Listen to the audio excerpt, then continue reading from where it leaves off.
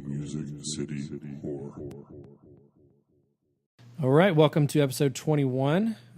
We are man down tonight, but we have KB, Lena, and myself, Eli.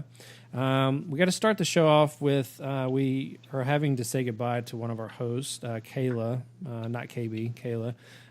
She moved this week, and she is now a resident of New York. Rest in peace, Kayla. R.I.P. I mean, she's still going to be on the show. She just doesn't live here anymore. So. Oh, okay. Yeah, so that sounded better. Like I love that Lena acts surprised. That sounded better before we were recording it. It was a good idea in theory to try and throw a wrench in it and like fool people, but I guess maybe it worked better in person. It's like you had to be there, guys. She's not dead. She just moved. She moved. Yes, she's still on the show. A lot of people, I think, realize we don't record the show in the same room. So, there it is. There's the bark. I cursed myself. Oh, I was talking. I didn't hear it.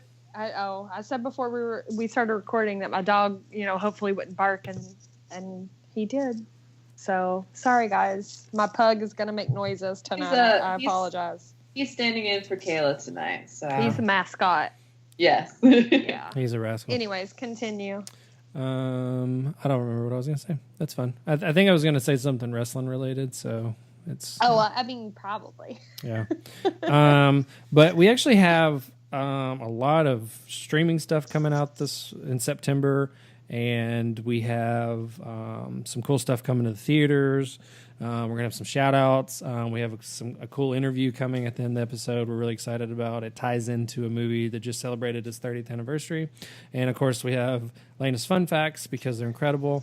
So we're going to get started. KB has the streaming stuff to get started. What's up, nerds? Here we are every week, a very, very long list of very exciting things that you're going to be able to watch in the comfort of your own home, which is personally my favorite because it doesn't cost any money. Because we all know that if we go to the movies, even if you have Movie Pass, you still spend way too much money on snacks. And if you have Movie Pass, you should probably cancel your subscription. Oh, I know. Let's not talk about it. Mm-hmm. Let's not talk about it because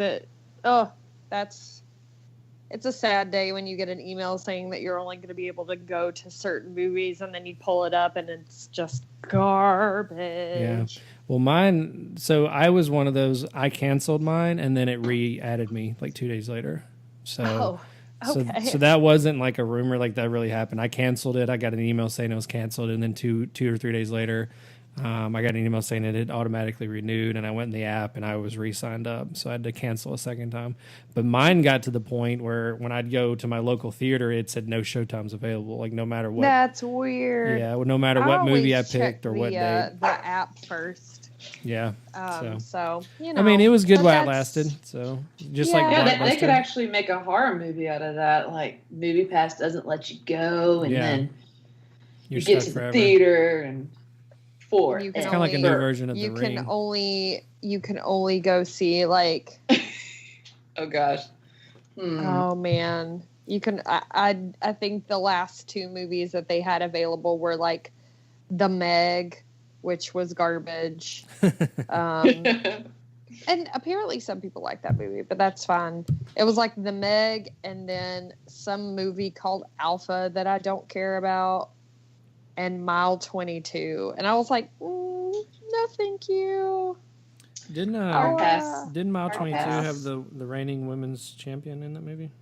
Yeah, but that doesn't mean I want to see it. I mean, that's true. You can just see her Monday. With I love Ronda Rousey, but I don't want to see that movie. So, anyways, let's continue with our massive list. We're actually going to go a little bit more in depth into them this time instead of just skipping around like we did last episode, because there actually is a lot of really good stuff. So the first streaming service that you guys need to look out for is Netflix. And when I tell you that this month is loaded, it is loaded. So it's got a lot of really, really cool stuff coming out. King Kong, which is personally, I probably won't watch that one. I don't typically like to watch movies with animals that have the potential of like either getting hurt or dying. Yeah. So that is like true horror for me. So I probably actually won't watch that and to be fair, I don't know which version that is. So right. It could be any of them, but yeah. Right. Texas Chainsaw Massacre, the beginning. Those are both coming out on the 1st. And mini drum roll, we're finally getting Terrifier on the 1st. Shout out to David. Yes. So excited that he's finally hit Netflix. This is going to be huge for them because it's been on. Has it been on any streaming services, like any like mainstream streaming services until now? I think I rented it on something when I watched it before we interviewed him, but it hasn't been like on an on demand. I mean, I'm honestly surprised that Shudder didn't get it before Netflix. Right. So I mean, that's a pretty big step for them. So we wish them all the success in the world. He was fantastic to have on here. So congratulations to the team that made the Terrifier for getting on Netflix. I'm sure we will see it on the top list very soon.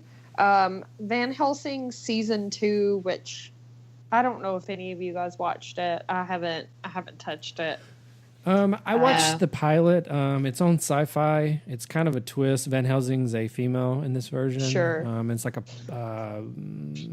post-apocalyptic kind of deal. It's kind of a twist on it. I mean, the first episode I enjoyed, but I guess the second season's on Netflix next week, and then I think season 3 premieres on Sci-Fi sometime soon. So. Interesting.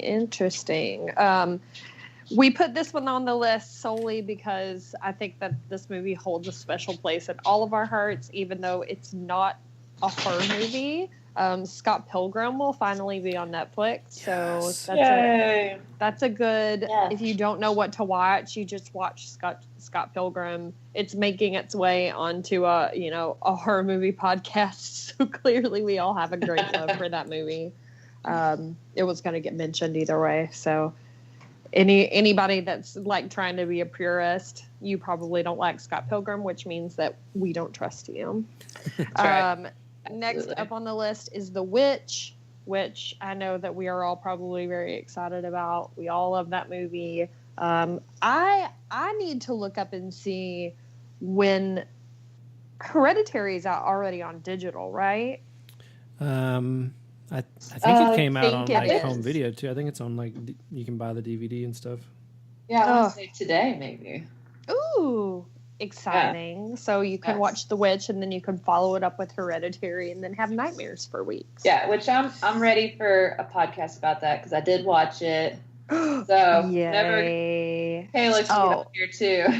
Oh, we will do that whole episode on Hereditary. Absolutely, I'm in for it.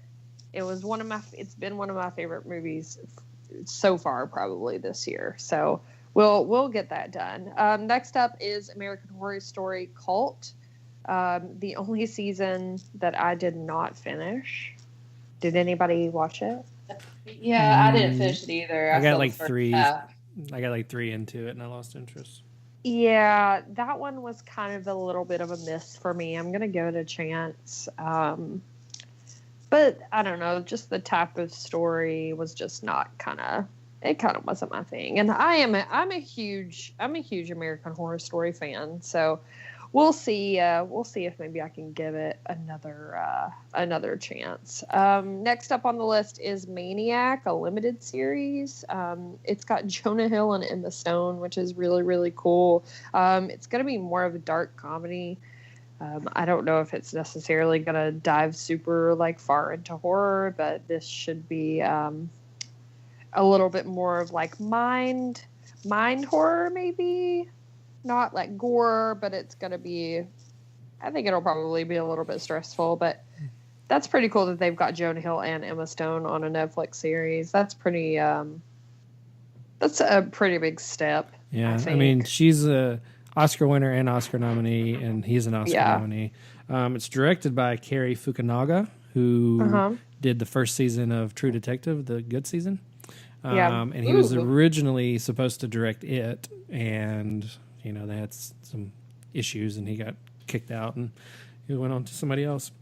But yeah, it looks, I think what you said, it's probably gonna have some horror elements in it, but it's at least like a sci-fi thing. So, I mean, it's more. I think it's probably gonna be a little bit more of like mind suspense, like just stuff that'll fuck with your brains, which I've kind of gotten to a point where that's what I want. That's what I want, is I want stuff that's going to make me uncomfortable, and not necessarily I'm like, oh, somebody's getting their, innards pulled out of their mouth or something, and I'm like, okay, it doesn't really do anything for me. That's funny anymore. You said that. There's actually a movie out, and the movie poster is that.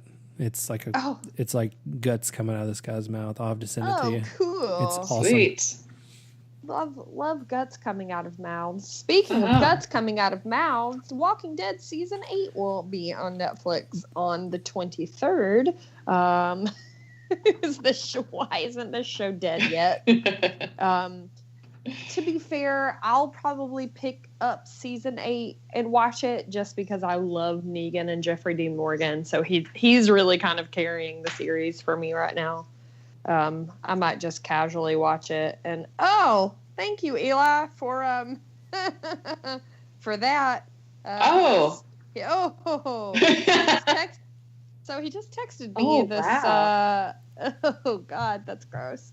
The poster that we just mentioned of someone's, something coming out of somebody's mouth. That's real life. And that is very, someone's paying $9.99 to watch that at a theater. That's real life. I don't know if I want to watch that. Yeah. I can't tell if it's like a demon going out of there, like an octopus demon, or if it's like a small intestine, or I don't know what it is. Coming out or going in? I don't know. Have we looked up to see what this movie is about? It's called, okay, so guys, just so we're looping people in, and since this is a podcast, they can't just guess what we're talking about. This is called American Guinea Pig: The Song of Solomon. What the actual fuck? And I'm seeing like articles that are saying Song of Solomon red band trailer will make you sick. So yeah, I guess I don't know. I don't know if this is like, this sounds like it's going to be some kind of like a shock horror movie. I don't know if it looks like it's probably got a lot of elements of possession, which is cool. Like, that sounds great, but I don't know. We'll see. I don't know how I feel about it. It's giving me a very bad feeling. I had to close the window. So thank you, Glass. It is not for. It looks like it's probably not for the faint of heart.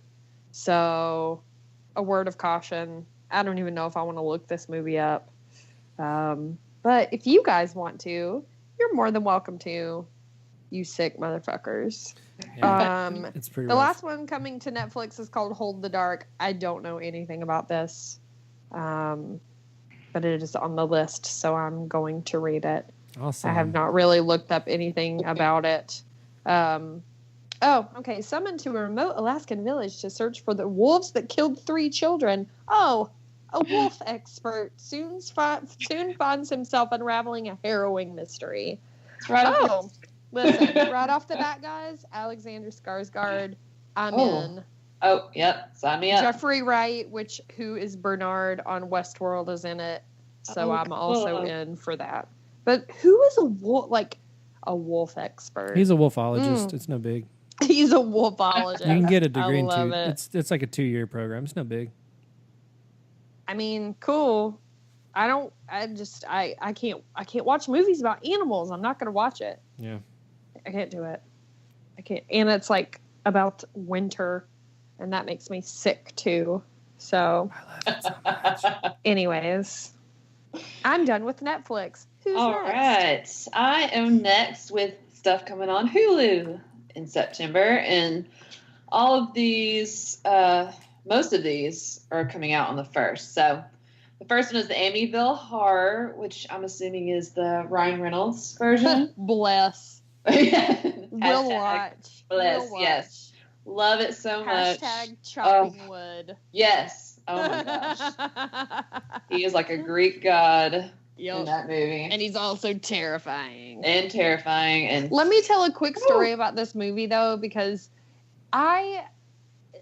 around that time when that version came out was when I really was kind of getting into horror movies. I was going to see them in the theater. It was around the time where like The Ring was coming out. We were getting all of this, pretty substantial, okay horror. I feel like that was like a pretty good era for it. So I went to go see this movie. It scared the absolute piss out of me because I was, probably being a baby around that time because I wasn't like super desensitized as I am now. But in the movie, all the crazy shit happens at like 4:00 in the morning. And, I was still, at that time, like in high school and living with my parents. So I watched the movie, I went home, and I was so scared because I couldn't sleep that I left the TV on, which I have to sleep in complete darkness, with a noise machine. So it was very abnormal for me to, like, sleep with the TV on. I'm not joking. I'm not exaggerating. I'm not spinning a story. I woke up at 4:00 in the morning, and a commercial for that fucking movie was on the television. No. I would die. Out of my bedroom so fucking fast. Well, the question is, was it a commercial of him? Was it a commercial of him chopping the wood, or was it like the scary shit? It wasn't. Okay. It was the little girl putting the finger in her fucking head, in the bullet hole in her head. Like, that part still haunts me to this day. Because, like, you just wake up and you've got this little girl shoving this guy's finger into the bullet hole in her head at 4:00 in the morning. I cried. I think I actually cried. I have to say, like, catch him, kill him, blood splattering all over his face what sticks out in my brain. I'm just like... It was so good. And it's still so good. Like, I actually really, really love that movie. Yes, I agree. Excited about that. It's one of the better remakes, I would say. I think, didn't we have an episode about that? Probably, yes. Yeah, we have discussed it before. Yes. So cool. Next is The Dark Half, which I'm pretty sure I've seen this movie. Stephen King adaptation about George Stark, I believe, is the killer in this movie, which is not giving anything away. But there is a little bit of a twist. You just have to watch it. I love the beginning, might I add. Great book, too. Next is The Fly. Nope. Oh, yeah. Nope. Nope. I need to revisit this one, you guys. Nope. I mean, body horror. Yes. No. Absolutely not. That is in the category of 3 movies I will never watch again. Hard pass. Yeah, I'm looking forward to that. I haven't seen it in so long, so so I may be feeling like you do, Katie. Regret that one. Never again. Yeah. Next is Joyride, which is a guilty pleasure of mine. R.I.P. Paul Walker. I do love this movie. Candy Cane, Baba Black Sheep. I think it's hilarious too. I don't know about you guys, but I mean the pink champagne. It gives me all the feels. That's one I like to turn on and just have it on in the background. But if you haven't seen it out there, you need to watch it. It's a fun, scary movie. Next is The Midnighters, which I'm not familiar with. I don't know if you guys are. No, I am not. That is not something I've ever heard of. It was kind of a riff off of the Creep Show story. I mean, I don't think they intentionally did it, but it sounds like the same plot. I think if I tell them this, it's the same thing. It's the same thing I saw on Google, so I'm not really spoiling it. But basically, a couple, I guess they hit somebody with their car, and they put the body in the back seat instead of calling the police and the ambulance, and it kind of goes from there. So that's similar to the story from Creep Show too. So. That sounds good. Next is Poltergeist Part 2, The Other Side. I don't think I've ever seen part 2. I haven't either. So I love the original. Yeah, I remember part 3. Watch They like that. moved it to the skyscraper or whatever, and that was like the little girl died like right after that one was made. But I don't remember a single thing about 2. Yeah, me neither. I'll have to revisit that one, or actually visit that one. Next is Pumpkinhead. Yes, I love I've this actually movie. never seen those. Oh, yes. Oof. I've never So seen good. any of the Pumpkinhead movies. Well, And I'm sure Pumpkinhead- that my buddy Jesse is, if he listens to us, is like shaming me because he just posted about that movie the other day. that Yeah, one the first one's great. is actually celebrating its 30th anniversary this year. So Dude, how do you know about all these anniversaries? Google.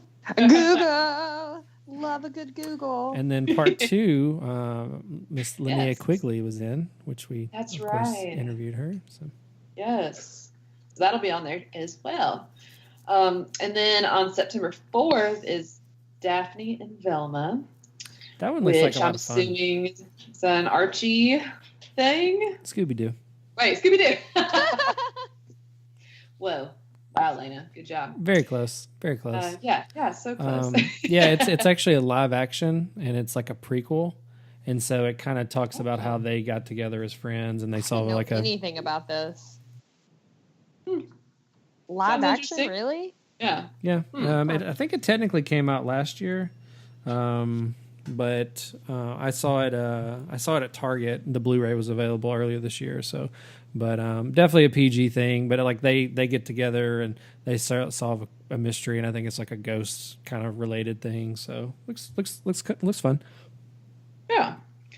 And then on September 11th is Body Snatch, which I have not seen, but we'll look forward to watching. And then on September 29th is Jigsaw. Oh yeah, Yes. Yes. Which, guys, Yeah. I actually still have not seen it. I haven't either. I have not gotten around to watching it. And Well, you guys know how excited I was about that movie, and time just got away from me, and it never happened. Yeah. So I've got to do it. I've got to do it. Well, now it'll be free. put it on your calendar, September 29th. Yes. Yeah. Well, I have the Amazon Prime stuff. Kind of doing the same thing that they did last month. They're kind of copying Hulu. So they're also showing Amityville Horror, The Dark Half, Joyride, Poltergeist 2, Pumpkinhead 2, and Jigsaw. So those will all be available, I think, on the same dates too.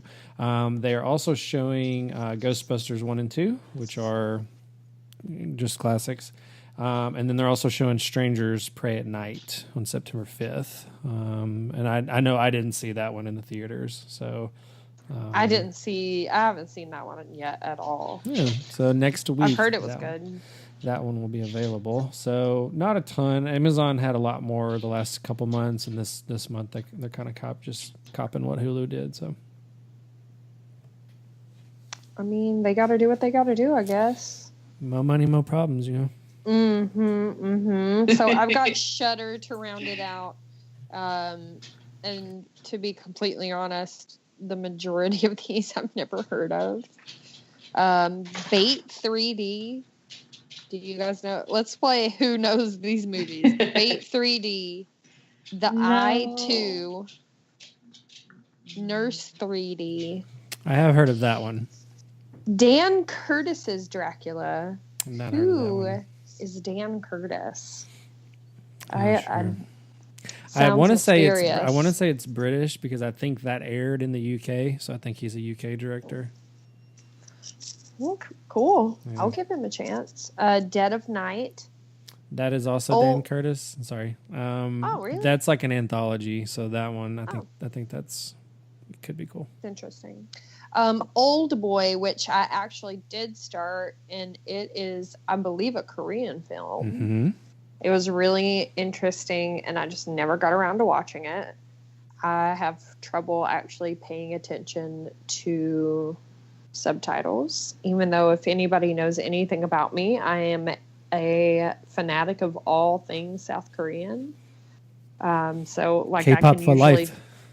I mean, other things too, but yes, I am primarily a K-pop fan, but I also love the language. So that's usually like something that I can actually sit through because it's a language I like listening to, and I don't get like super distracted. But I just Well, it's I'm kind of very a strange spacey, story. yeah, it was kind of hard to keep up with. Yeah, So the I remake took didn't do it any justice. So. the one with Josh Brolin. Mm-hmm. Yeah, no, I never watched that. So it was, but if you want to give it a chance, what I saw of it was pretty good. You've just got to really, really pay attention. The next couple are Revenge, which only just makes me think of that TV show. And I don't know if anybody watched Revenge, but I really, really loved that show. That show was magnificent. It was one of those like cheesy shows with twists and turns, and everything's about rich people and like who killed who. And I mean, it was basically like a soap opera, but way better. And I loved that show. So shout out to Revenge, which is probably not what they're talking about, but I believe that it's on Netflix if you want to watch the actual TV show. Night of the Virgin, Let Us Pray, and Channel Zero, No End House. That seems like, I don't know what any of that means. I'm excited about that because I just watched the first season of Channel Zero and really enjoyed it. Yeah, it was really good. I've never heard of it. Yeah, it's on Sci-Fi. A lot of people are saying it's like the best horror show on TV right now, even better than American Horror Story. I've watched No End House. It's really freaking creepy. Because I mean, doing a horror movie on television is hard. Yeah, it is not. It is no easy feat. Yeah, the first season just got put up sometime this summer, and now this is the second season, and they just finished the third season on Sci-Fi, so that'll probably be out, around Christmas or so. Revenge is the movie I watched a couple weeks ago. It's a Shudder exclusive, but they released it in theaters and on demand first, and now it's finally coming here, and it's freaking rad. It's really bloody. It's kind of. I don't know. Imagine somebody like, I don't know, like Paris Hilton, almost getting killed and then coming back for revenge. Like it's that kind of thing. And, it sounds interesting. Yeah, it's pretty rad. Night of the Virgin kind of sounds like Once Bitten to me. This kid's trying to lose his virginity and he finds this older woman, and when they finally start doing stuff or whatever, he finds out there's this other stuff going on. So it sounds kind of like the Jim Carrey movie Once Bitten. I don't know if it has anything to do with vampires or not, but that's kind of the premise. So I was also going to say Tubi TV, Tubi TV. They have a bunch of free content. A lot of it's with ads. Also Vudu, VUDU. I don't know if Walmart backs them or they own them. I don't know what the deal is, but like you can actually like sign in with your Walmart.com login. So something's going on there. It's historically just a video rental place. So I think that's where I got Revenge, as I rented it from there.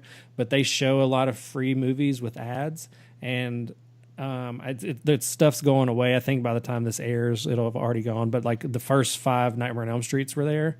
So like I watched part 4 the other day on lunch for study purposes for this episode, and it only showed like 2 or 3 ads, so it was just completely free to watch. So those are some good resources to check out as well. So, and then I think KB was going to mention some of the TV stuff too, right? Yeah, still tying into horror movie on television. 2 things that are very, very close, fast approaching that people have been pretty buzzed about. Of course, the new season of American Horror Story called Apocalypse, which is a murder house and coven crossover season.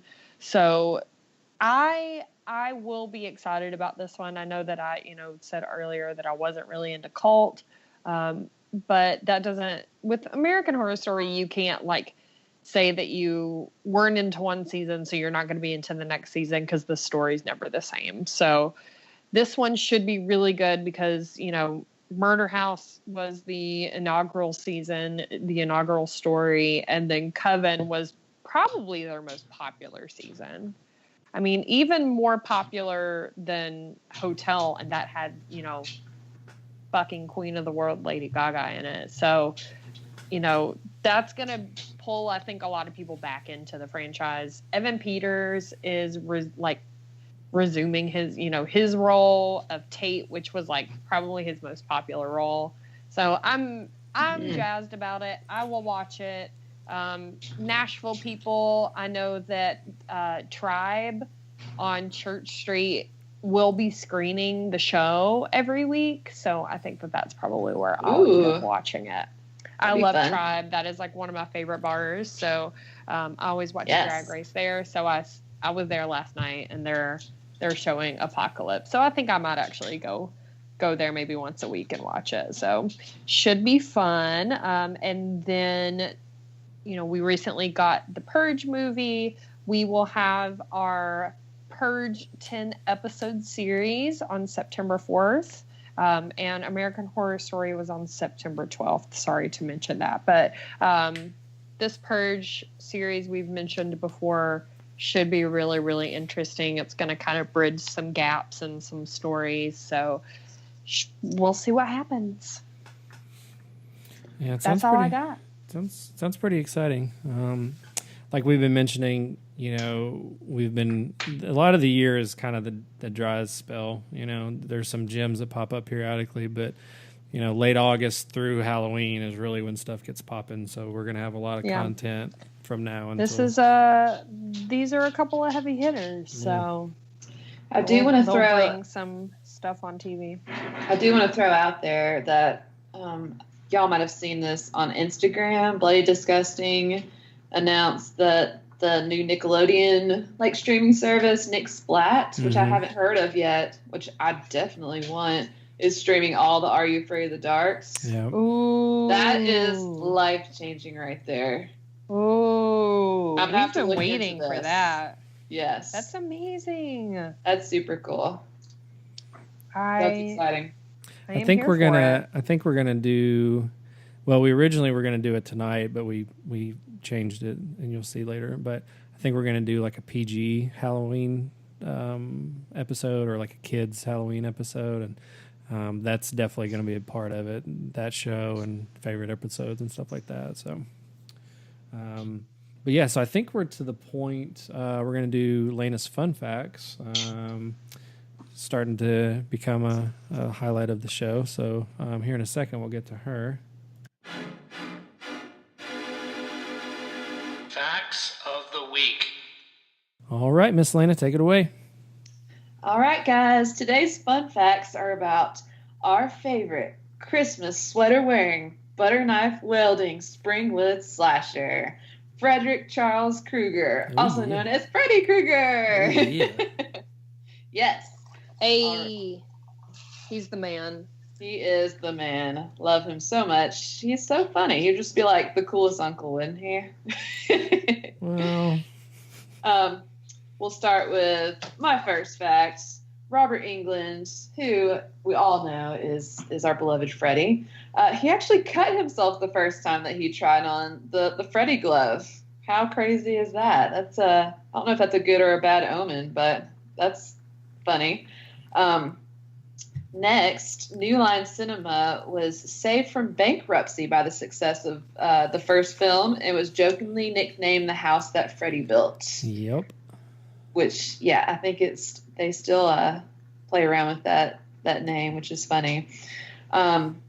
Next, the original glove was used in A Nightmare on Elm Street 2, which we all know. Hey, what's up, Jessie? One of our favorite Scream Queens. It was also seen on the wall of the work shed in Evil Dead 2. Mm-hmm. Now, this was a response to the use of the Evil Dead on the TV screen in the first film of Nightmare on Elm Street. And it was part of just a continued banter between Wes Craven and Sam Raimi, which is fun. However, when Wes Craven loaned the glove to the Nightmare on Elm Street 3 cast, it got lost and has never been located. So I'm just wondering if it's hanging in someone's house. It's got to be. You just don't lose Freddy's glove. Yeah, I wouldn't be surprised. Yeah, I mean, I would have my eye on that thing, but who knows? Maybe the truth will come out one day. Next, Jackie Earle Haley actually auditioned for the original movie, but his buddy Johnny Depp got the role instead. That's something I thought that was super interesting. I did not know that. Yeah, That is very interesting. And evidently, Johnny Depp wasn't even auditioning. Like, he just went to the audition with him, and they were like, "Hey, why don't you come in?" And Well, the thing about me with Jackie Earle Haley is that I think that he would have been really good in the remake if he had been given a better script. Yeah. Because he's a great actor, and he very, very, very much looks the part. I just think that what he had to work with wasn't great. Yeah, and then like the makeup made him look like a burnt turtle. You know, it was just. Oh my god, a burnt That's turtle. very true. I agree with that. Plus the fact, like the original movies. I know, like I guess the script was written for him to be a child molester in the first place.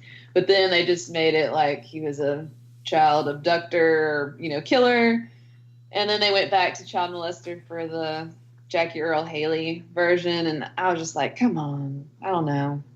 I want the funny Freddy. That whole thing was a mess. Yes. Yeah. Well, and they had high hopes because, the Texas Chainsaw remake with Jessica Biel was very popular, and even the Friday the 13th was very popular. I know a lot of people hated on it when it first came out, but it was, it's gotten acclaim now, and it's considered pretty good. So they were, least optimistic it was going to do that, and then it just was nothing like those other two. So, Nope. All right, my next fact. The very first time you see Freddy is not Robert Englund, but in fact the special effects artist, because he knew exactly how to cut the glove. And I could see that because every time I see Freddy that first time, he's cutting the glove off and the green nastiness is spurting out of his hand. I'm like, that doesn't look like Freddy, like actual Freddy. So I thought that was interesting. Next is Heather Langenkamp spent 12 hours in the bathtub while filming that infamous scene with the glove in the bath with her. Hopefully that wasn't all at once because she'd be very wrinkly toward the end, probably. She'd be a prune. Oh, wow, she would be a total prune. she would look like a burnt turtle. Oh, Exactly. Freddy's not burnt. He's just pruny. Yeah, and that would Him be got wet. Be like a Jackie Earle Haley version of Freddy. See if anyone gets it. Next, Freddy Krueger, the character, released an album in 1987 featuring songs such as Do the Freddy and Wooly Bully. So that's not on Spotify. I already looked, you guys. But it is on YouTube. I have it on vinyl. You are kidding me. No. That's awesome. That is awesome. Thank you. You need to post a picture of that later. That's pretty amazing. You. You definitely need to flaunt that more often. Thank you. Yes. That's what I do. I don't even, I'm involved with Music City Horror. I say I got the Freddy album on vinyl. He's got all the cool shit. That's your acclaim. Claim to fame. And lastly, so September 13th, 1991, the mayor of Los Angeles proclaimed it Freddy Krueger Day after being asked by New Line Cinema to proclaim it that day because they were releasing Freddy's Dead, The Final Nightmare. So September 13th, you guys, I think we need to do a Nightmare on Elm Street marathon. I don't know about y'all. We also need to time. We'll have to time a Freddy Krueger episode for that.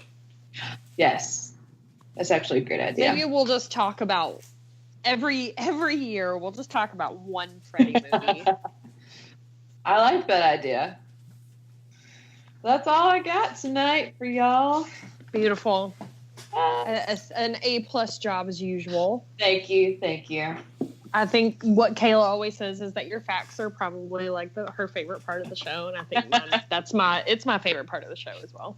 Thank you. I have a lot of fun. You're just so great. So much fun.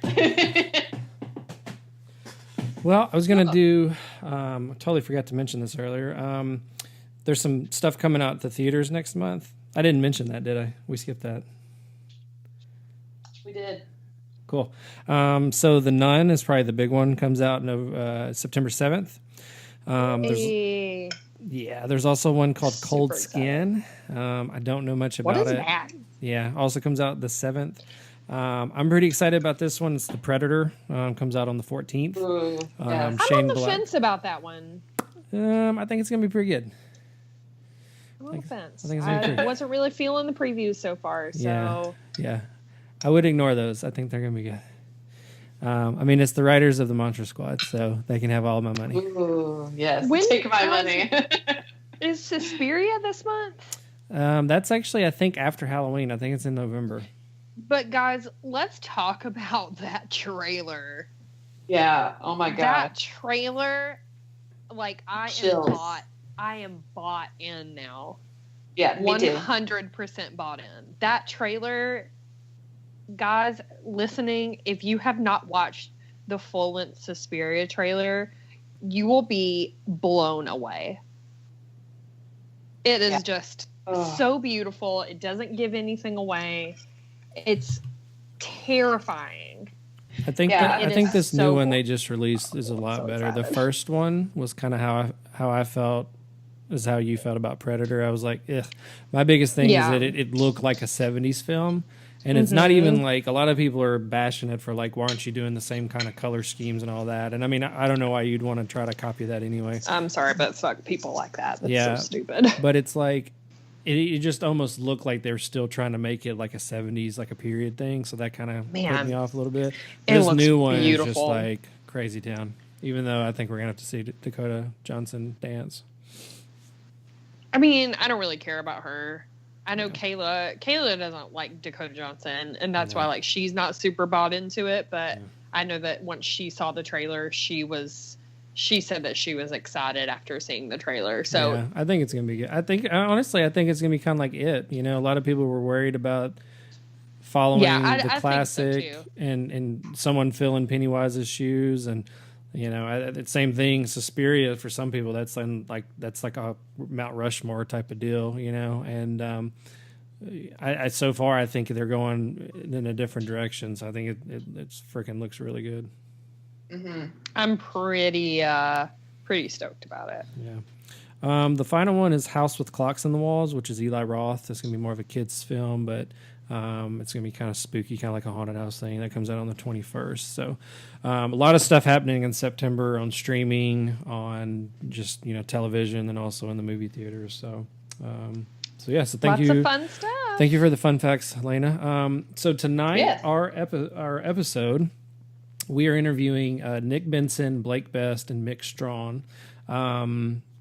It was Mick and Blake wrote a book called Behind the Screams, and it's basically just all the behind-the-scenes stuff about Nightmare on Elm Street 4, which just celebrated its 30th anniversary like in the last couple weeks. And then Nick was one of the special effects guys on the film as well. So we're basically going to talk a lot about the film itself, and then also their book that came out, and kind of tell you a little bit about that. And so we're just really excited to talk to them and pick the brains of the people involved, and kind of talk about how they came up with this book that kind of commemorates that. So when we come back, we will have them, and we will see you here in a second.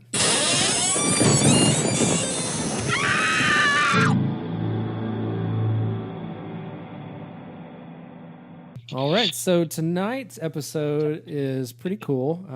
We have 3 guests with us, which I believe is the most we've had on here. We have Nick Benson, Blake Best, and Mick Strawn. And Blake and Mick wrote a book called Behind the Screams.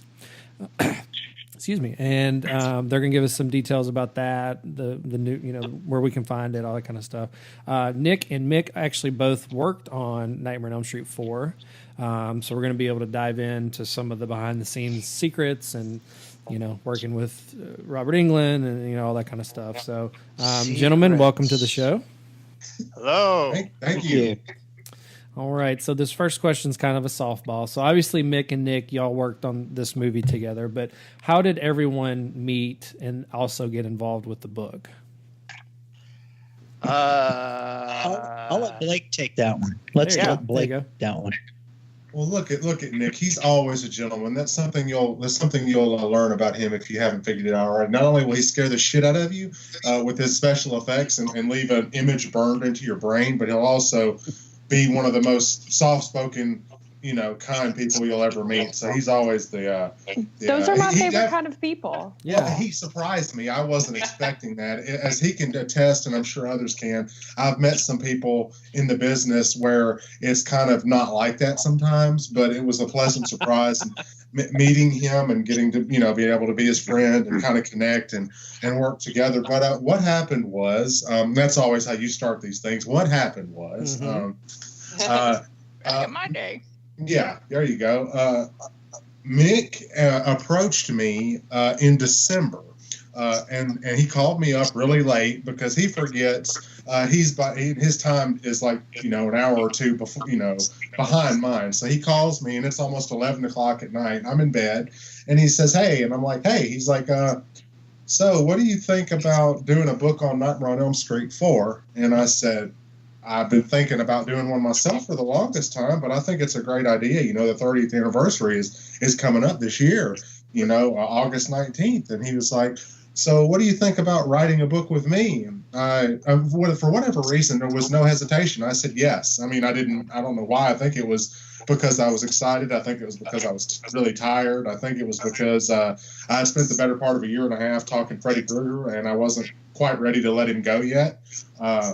So I said, sure. So he said, okay, well, let's start at the beginning of the year. And of course, I don't ever pay attention or listen to what people tell me when it comes to deadlines. I started about 3 weeks sooner. And then, we started working and talking with people. And then I asked Nick if Nick would be willing to share his stories because he and Mick had both been on a podcast that I was a guest on a couple of years ago where we discussed Nightmare 3 and Nightmare 4. So they both said, let's share stories. Everybody share stories. So Nick was very, very receptive to that idea. And he actually had been trying to get me to do a book on Nightmare 4 for probably about a year or so since I went to Vegas. I think he was mentioning it to me while I was in Vegas that he thought it would be a good idea to do a book on that film because it's such a seminal film in the series. And so we had a drunken conversation with Mick, myself, and Blake in a bar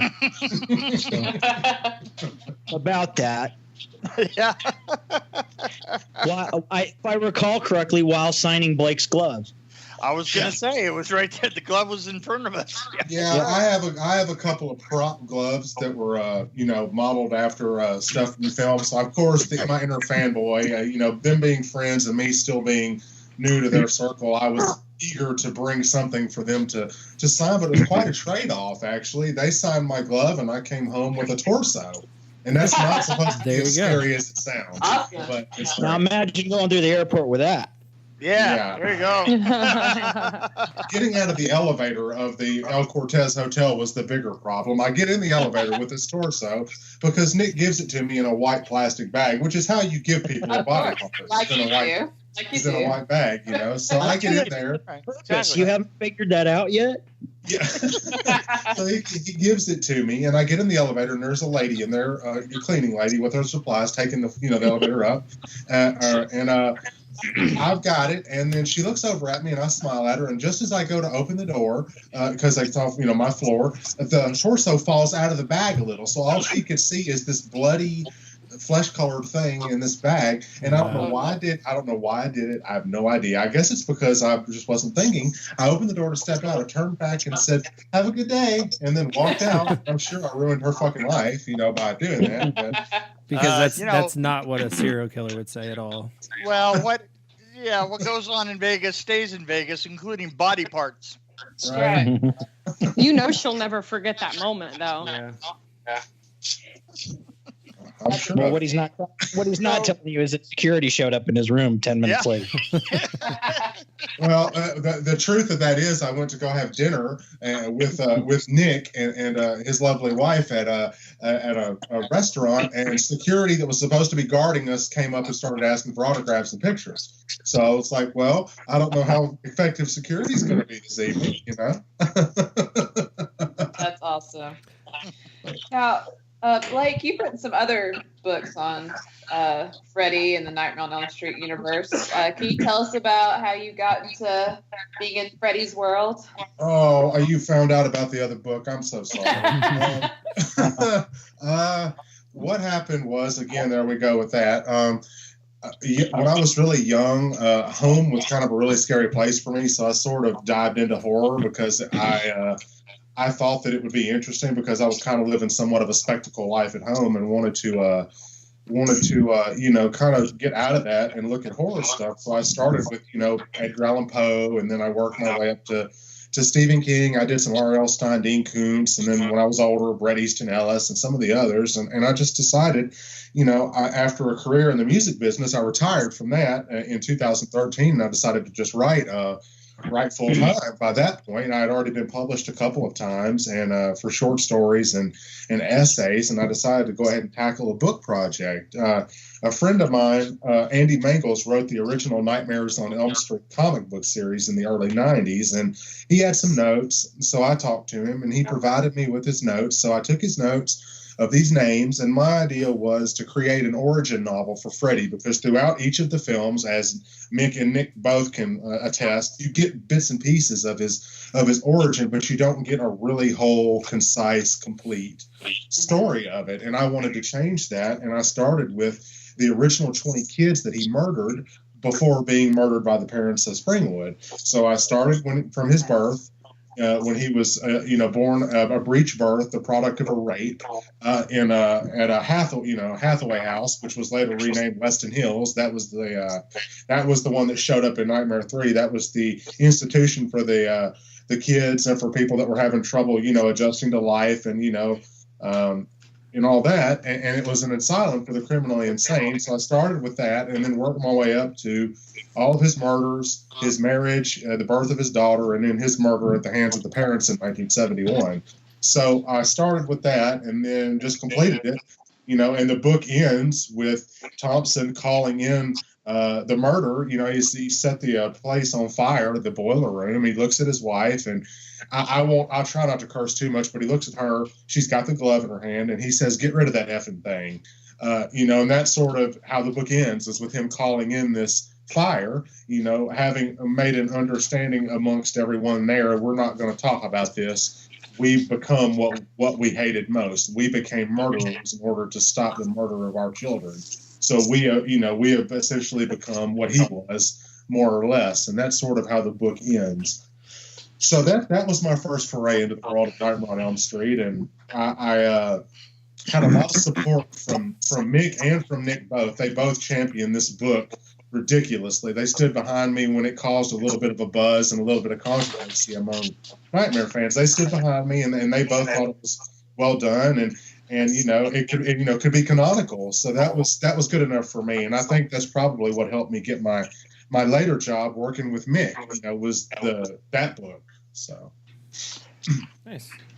Well, I gotta tell you, as a I would say if I had a gun to my head and somebody made me choose what villain I love the most, my villain is definitely Freddy. So when I found out about this book, I got really excited because a prequel is something that I've wanted for years. So I feel like I'm finally getting it. So I will be purchasing a copy and reading it. Good luck with that. Good luck with if you find a copy, get one for me too, because you can't find them anywhere. I actually I'll have to email you a PDF because the company closed. I will take an emailed PDF. Absolutely. The company closed, and now the book is on Amazon and eBay. And if you go to Amazon, there's a copy up there now for $2,013. Oh yeah. Woo! So it's become somewhat of a collector's item. That's something amazing. It's unfortunate for somebody that wants to read it, but that's really cool. I guess that's not really something that you would expect of like fans to take it so hard to it. Is that they're trying to sell it for $2,000. That has to be very flattering.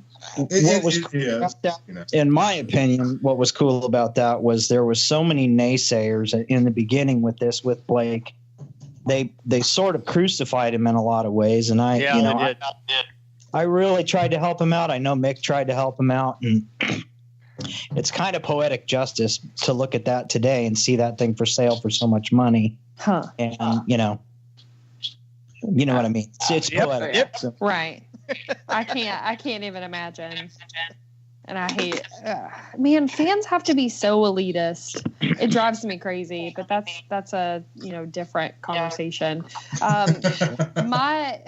Nick, my question is directed towards you.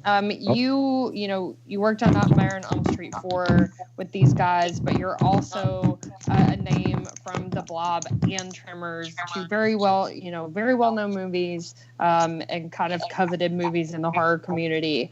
How did you get your start? Well, believe it or not, I was roommates with Steve Johnson haphazardly. Wow. That's the only way anybody does anything with Steve Johnson. Yeah, exactly. Exactly.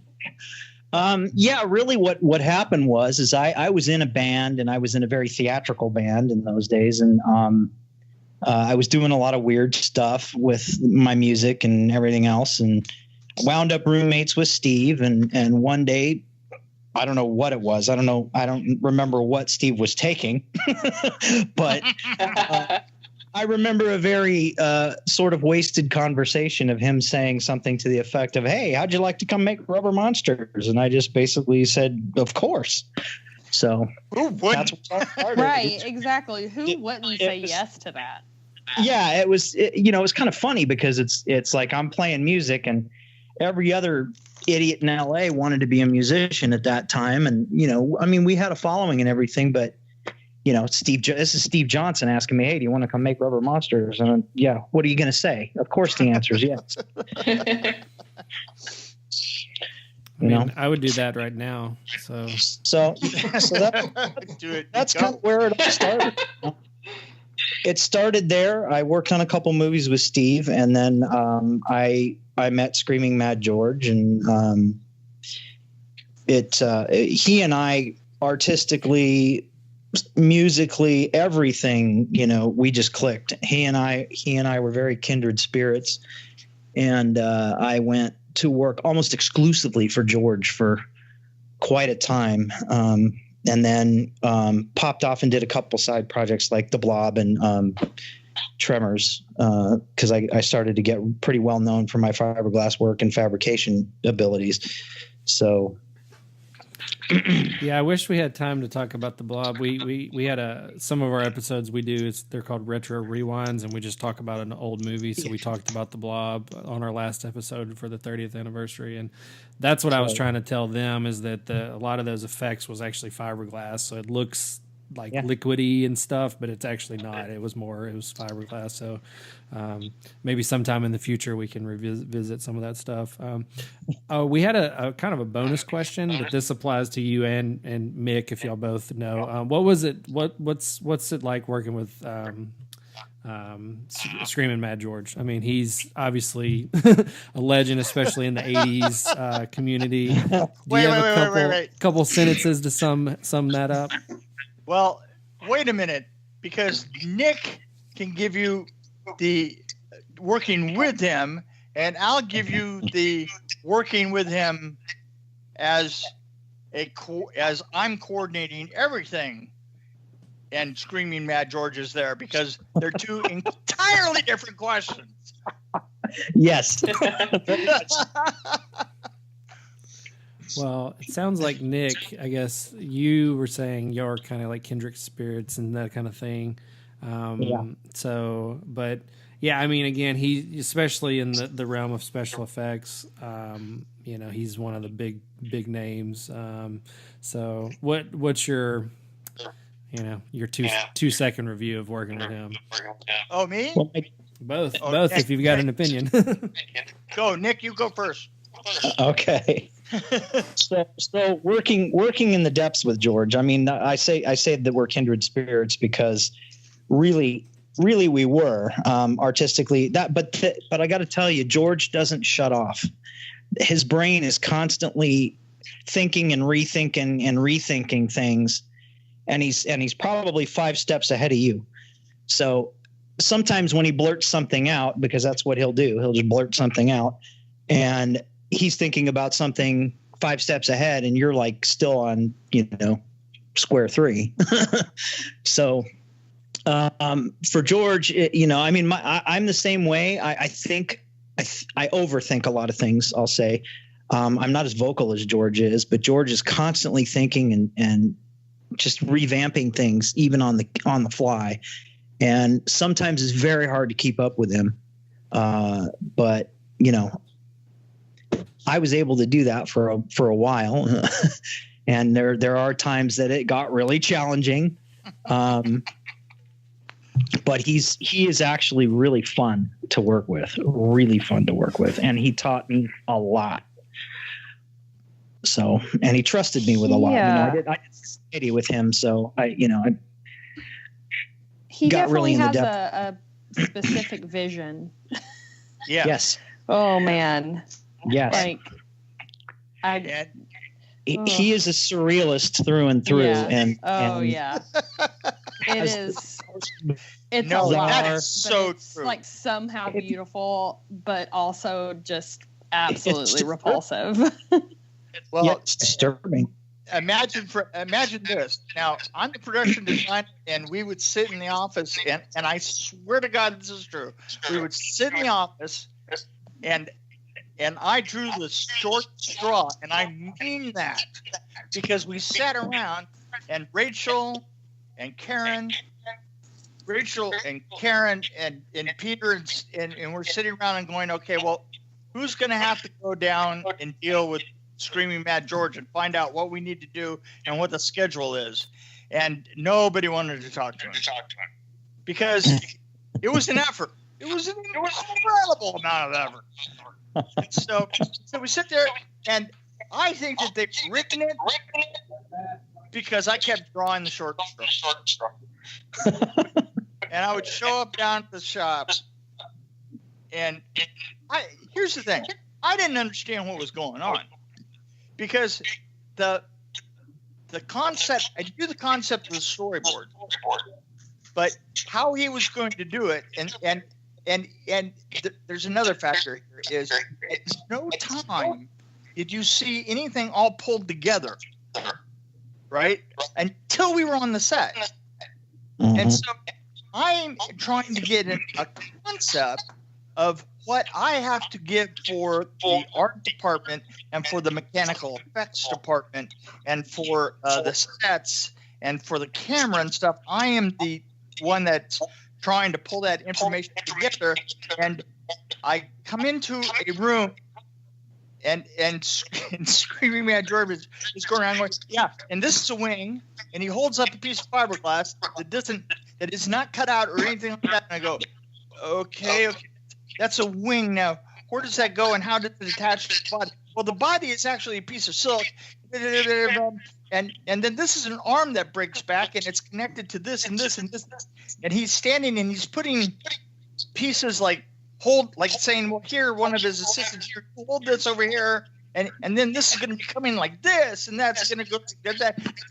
And then I would have to go back up to the office, and they go, well, how'd that go? I go, I have no idea. It's like he does quadratic equations, and you're looking at him like, huh? Exactly. Nick, did I miss it at all? No. That's absolutely. That's what I mean. Is he's so far ahead of everybody else. The stuff that's done, he sees it all the way to the finish point, and you're kind of like, okay, well, I don't see that yet, but okay. And the thing is it's you're just looking at a whole bunch of disjointed pieces and stuff, and a lot of times, and especially with the cockroach thing, if you look at that sequence, an awful lot of the time her body completes the puzzle, right? And this is really different. This is really difficult to understand. Is that he could show you the bench, for instance, and the barbells, and then you look in the corner and you go, and those are the arms, and you see a fiberglass torso piece, and you see a pile of arms in the corner, and you see a pair of barbells, and then you turn and you look right in Screaming Mad George's eyes, and you go, and I don't get it. So I have to tell you, it was a case of where I am on the set and I am watching it come together and going, oh yeah. You see, one thing about a production designer is it is your job to pull things together and make it apparent to everybody else what's going on so that they can do their jobs. And I have to say that totally 100% George defeated me at every stage. But it is interesting though, because what it makes you is, in a way, you're kind of the audience too. Because I made sure that I was in Glendale to see the girl break the arms, because I swear to God I'd seen every piece, but individually they didn't make any sense. Just like the cockroaches, individually all I saw was a couple of fiberglass pieces and maybe a thing or two that had antennas, and he would keep showing me a silk sock, and I swear to God, right, Nick? He showed me a silk sock. And he would say, Let me ask you this, Mick. If in his descriptions, did you get the mad laughter in between everything that he? I didn't want to bring that up because I didn't want to make it seem like he would absolutely. And the way that he could make his eyes kind of go in separate directions, go in circles and stuff like that, and you're going, I have no idea. Am I still in California? He's that much of he's like so much a genius and sees this finished product, no matter how not far along you are. He sees the end. He's already put it all together, and he just finds it all hilarious when he's figured it all out. Right. It's amazing. Trust me, he has earned that name, Screaming Mad George. Yeah. So the funny thing is that it was kind of and I was irritated like everybody else. I mean, I made sure and give him a lot of pieces to work with. The set to that with the going down the roof section that was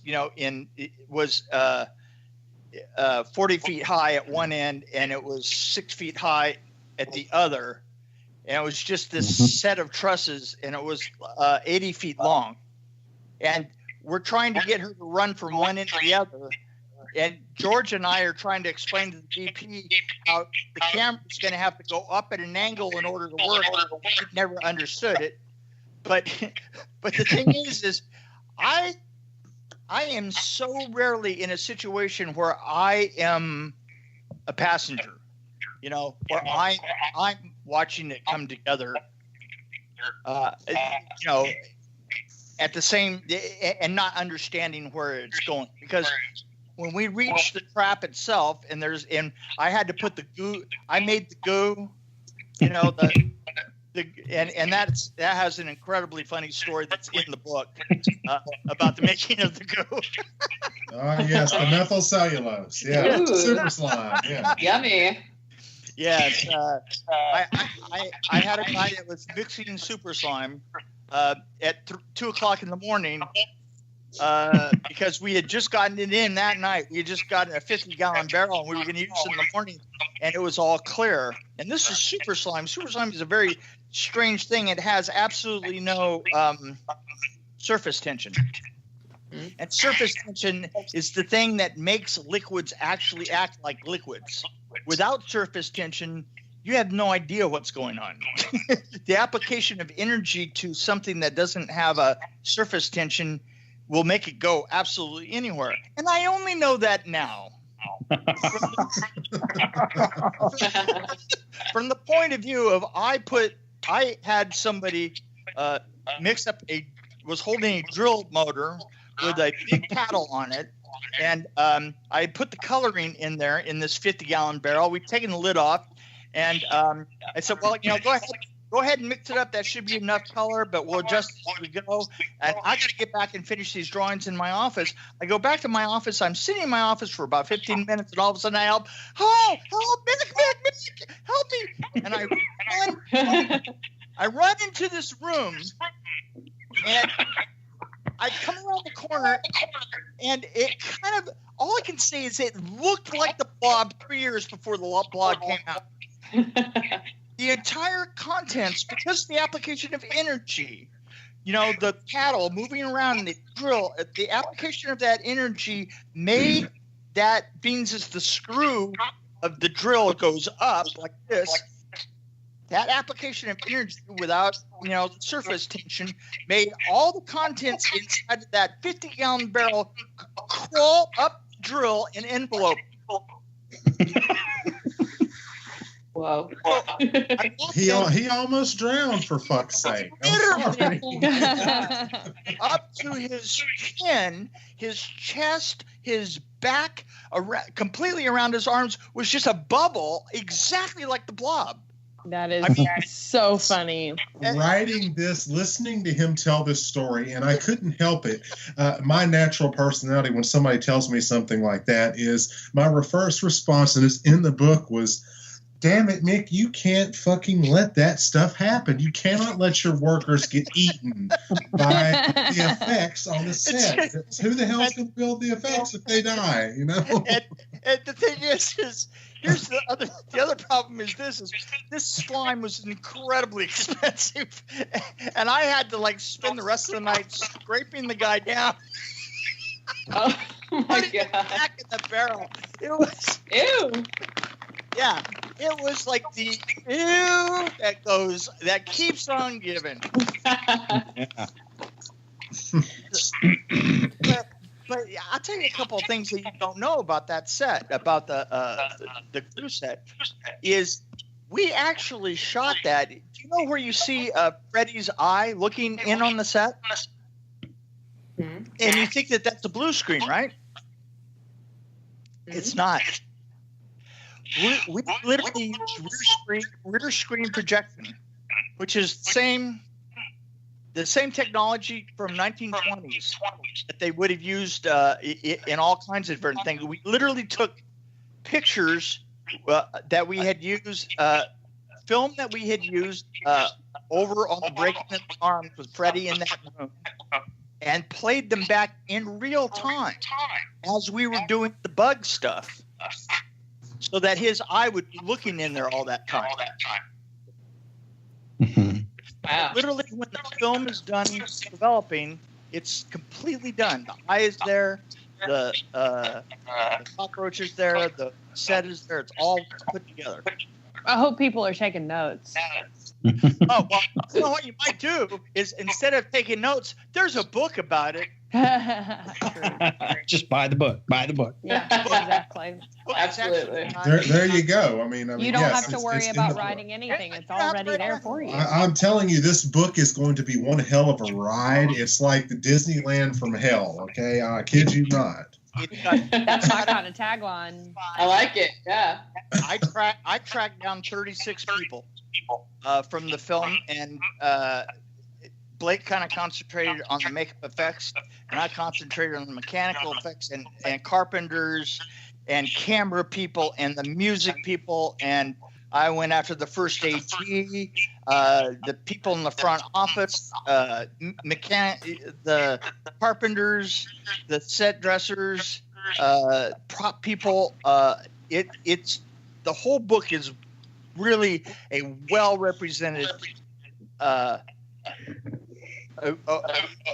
crew is well represented in the representation that it makes of that film, and that film is such a huge. It's one of the rare films that I worked on where it seemed like everybody was there to do the best they could, and a lot of these people were at the beginning of their careers and went on to do really amazing things, But this is where they cut their teeth. Well, yeah, and then a couple of the other great things, Mick, is one of my favorites, other than the makeup effects section, was talking to Charlie Ballardinelli. You guys may not know that name, but he was in the first Nightmare on Elm Street. He is the one that builds the glove on camera that you think is Freddy.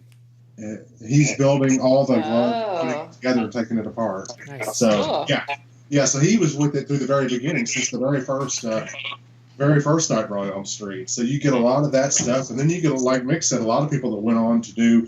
I mean, look at Nick. I mean, he went on to do Society and Tremors and Bride of Reanimator and all these great films, and Nightmare 4 was like something right there, sort of in the Howling 4. I mean, Nightmare 4 was kind of just like the springboard into bigger and better things for everybody. And I went on to do an $800,000 version of the Fantastic Four.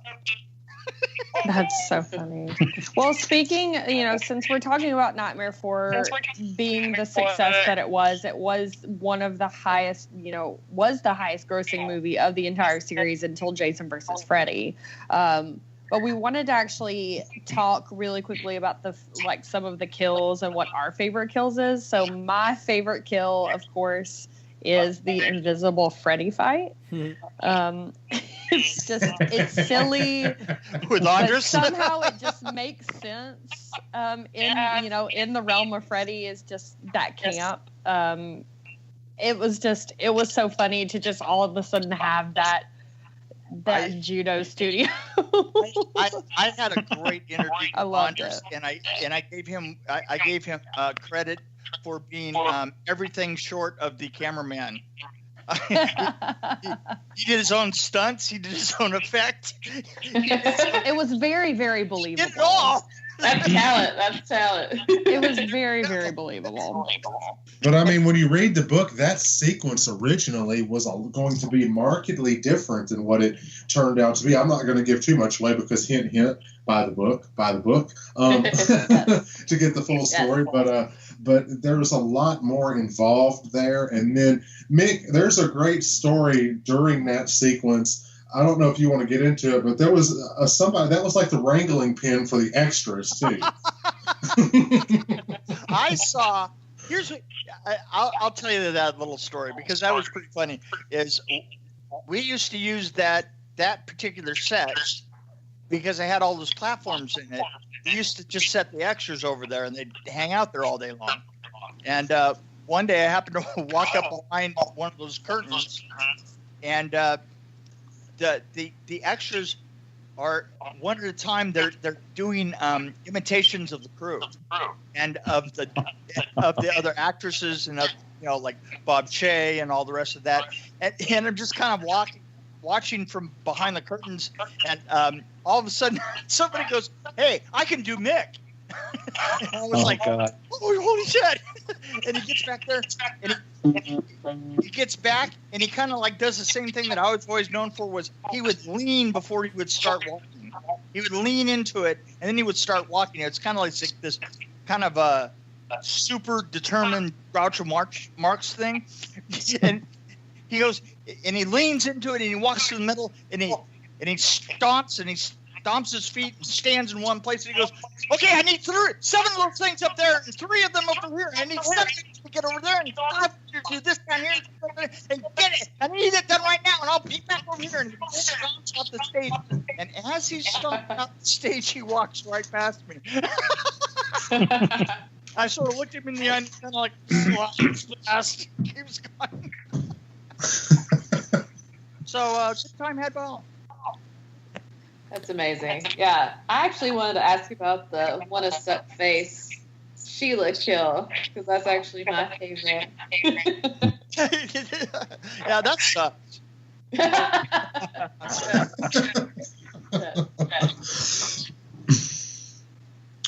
What? There was a lot of makeup. Who did the effects on that? It was Chris Biggs and Tom Loughton. Yeah. Right. Chris Biggs. Yeah. Right. They put that all together. What I thought was really interesting about it was how they did the eyes. The milky look in the eyes when they go milky. Yeah. That was really, really super creative. What they did is they used clear eyes, with a slight darkening for the retina mill, and then what they would do is they would inject a white fluid into it through the liquid that was in it, and slowly it would displace the clear liquid in there and go out the other side. So that's how you're looking at the eyes, and the eyes all of a sudden just go milky as it's deflating. Oh yeah, it's a cool. great story. Tom, go ahead. I'm sorry. No, go ahead. I did an interview. That was one of the people. He was first assistant for Chris on that film, and he gave me some good stories about Sheila's death sequence, and also he worked on the resurrection, the famous dog pissing fire gag. He did some of the casting there, but he said, yeah, it was there was initial stage of her looking alive, and then they made a core for it that allowed areas to be sucked in using pressure, and then they, like Mick said, they would do that injecting the fluid into the eyes. And one of the funny things about that was he mentions this is all pre-CGI. Today, that whole sequence would probably be computer generated, but back then it was all practical. And that's something that I love, and the reason why Nick Benson and Bill Forsh and the like, all those people that I've grown close to. That's the reason that I love their work so much, is because they made practical, believable effects instead of sitting in front of a MacBook Pro, spending $20,000 on some fake-looking image that you could tell obviously was fake. Absolutely. Well, so I think we kind of touched on Debbie's death with the Roach Motel and everything, but mine's kind of like a two-parter, because I think part 4 was the first one that I vividly remember watching. I just remember towards the end, like right before Freddy gets killed, that scene where they're kind of like the camera's kind of twisting upside down and it goes through. It's almost like it's going through his body and all the bodies are poking through. That was on a little stinger for HBO, so they were kind of like advertising it for airing it and whatever. And I just remember seeing that and then like, what the hell is that? I was probably 8, you know what I mean? But that was filmed directed by Jerry Olson. Nice. And it was actually shot by Russ Carpenter, who at the time was like ancillary DP. I think he was like the 37th unit or something like that. But there were so many units shooting all the time. At one point, Lisa was talking. Lisa Wilcox talking about walking across the stage, and she was following herself as she passed herself. She said there was one point where there were 5 of her in the stage at once, right? Well, and that's true. And another one of my favorite things is you're talking about the death sequence of Freddy with all the souls poking out. Nick actually was one of the more prominent souls that popped up out of Freddy's sort of shoulder area, and he has a really awesome story that's just unbelievable. It's amazing, and he's been to a couple of these conventions where they have the puppet in the prop collection to prove that. Nick, I really want you to tell that story, because they're going to absolutely die when they. Yeah. I don't know how good of a story it is, because I'm still afraid Robert's still mad at me. Oh no. Oh no. Yeah, it's a good story, but I basically got fired from puppeteering that puppet. So we're in the throes of trying to shoot this thing, and Robert's strapped to this piece of wall, and there's about 10 of us around him. I think his parents were there on that set too. They were his mother and or his father and his father's girlfriend. Yeah. Yep. Yeah. So we're trying to shoot this thing, and we're doing multiple takes, and I'm trying to puppeteer this shoulder puppet, and Steve keeps, actually there's video of this somewhere. I think Blake has a copy of it. I have it, yeah. But he's asking me, you can hear Steve asking me, because Steve's directing the shot, and you can hear him asking, "Hey, more, Nick, more, give me more." So I'm going crazy with this thing, and I wind up stabbing Robert in the neck because an armature wire popped through one of the hands of this thing, and it actually is stabbing Freddy in the neck. And he's yelling, but no one's really, because he's supposed to be yelling, so no one's really paying much attention. So Robert yells, "Cut," and he's like, "Cut, I'm getting stabbed." And so, so I basically lost my puppeteering job that day and went to puppeteer other things. But gosh. That's it. I'm the guy that stabbed Freddy. Nice. Hey, I mean, I guess you stabbed Freddy before Freddy could stab you, right? There you go. Yeah, you're the true champion of Freddy Krueger. Here. Yes. I got it on it.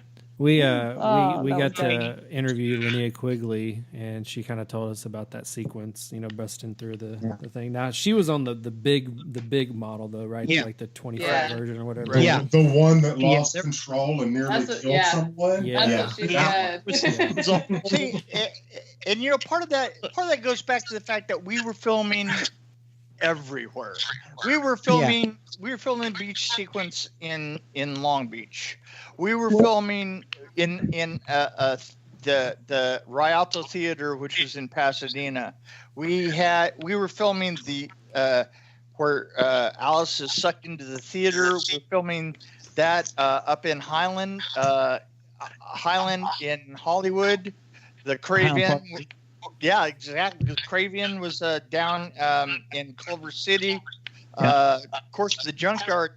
The junkyard was 2 acres in the middle of Arletta, in the middle of like all the junk, the auto graveyards, which just the sequence of listening to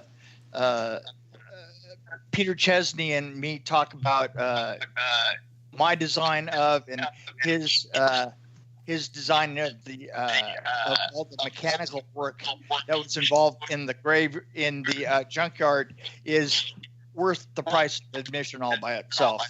All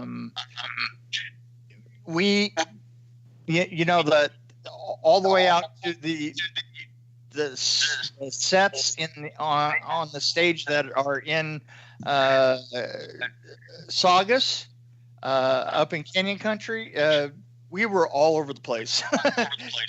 Well, we had, if I remember correctly, Mick, we had 6 stages going simultaneously just where we were, right? Right, exactly, just where we were. But we were also filming at everybody else's shop. Remember, we were filming at Steve's shop. We were filming at a place that we had rented just to put the torso in and film that there on that stage. We were filming Peter Chesney's shop. There wasn't a place in town that we weren't filming on that. We were everywhere. I swear, I would get up in the morning. I would do drawings until I would get up and get to the stage at 6. I'd do drawings until 7:30 or 8. I would get on the road. I would visit all of the locations, and for the sets I was building and what I was designing, and I wouldn't get back until 9 o'clock at night, and get a chance to like start working on the stuff on the stage again. It was a pure lunacy, but it was so much fun. As long as it's fun, right? You gotta love what you do. Absolutely. I think that part of the reason that I wanted to do Nightmare on Elm Street 4 was because it's a perfect example of all the killer work that everybody did for it, and everybody worked together. I mean, there were like some fights and squabbles, but boy, I got to tell you, all of us were always moving in the same direction, and we were big. Oh my God, we were big. I think one of the coolest things about too, though, was Rennie gave a lot of us artists just like creative freedom to do whatever. Do it. Well, he only he was like, "Oh, that sounds great. That sounds great. Just do it." So he started 6 weeks before filming, and let's face it, there was by the time he came in, the junkyard was already 2 weeks constructed. We were already on the stage. Virtually every makeup effects was started by that point. Well, and recently, and this is kind of going backpedaling a little bit, but it was funny because my first experience with Mick, this was like right before Nightmare 4. We were shooting at DreamQuest. We were shooting The Blob, and I was working on that, and I remember going across to another stage with another puppeteer on the blob, and I actually met Mick in there on the miniature version of the Right. of the. I couldn't place. I actually couldn't place my memory of that junkyard until about a month ago when I had that same puppeteer that's now an actor. He came up to visit me here in Vegas, and we had a talk, and he's like, "No, don't you remember? We went over to that stage, and you were talking to Mick, and I'm like, oh, no wonder I remember that. Yeah, that's right. No wonder I remember. Well, I told you because you have the weirdest hair in the world, and I told you that I had talked to you. That because the thing is you would walk up and you know how you kind of associate people because you don't remember names, right? Because all of a sudden you're always working with like completely different groups of people, and there were, honestly, IMDb says that there were like probably 50 people working on the film altogether, and easily there was 200. There were so many people working on that film. But the thing is I remembered you immediately because I always equated you immediately as a Japanese fan. I had commanding hair. Yes, you did. Oh. His hair was so long. Hey, it was so razor straight. It was like standing right up, and it was like I've seen it before where people have they make it at the base. It's like 3 or 4 inches wide. Not Nick. No, Nick was like a half an inch at the base and a half an inch at the top. And that is hard work. I've got a friend that does that, and it is hard work. I never figured it out. I was like, wow, how does he get his hair? Because I was a long hair guy, but I wasn't about ready to do that. I couldn't do that much work.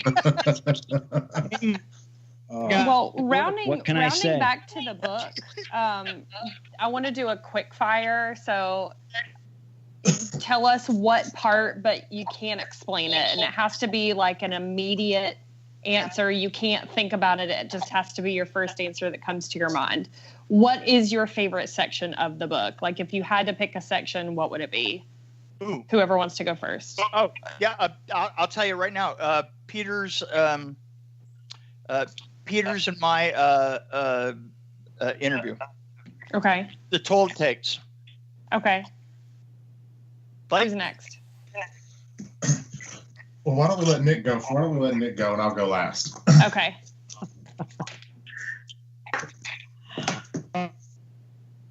Just because Mick is Mick. What was that? My favorite is mixed because you are who you are. I like that answer. There you go.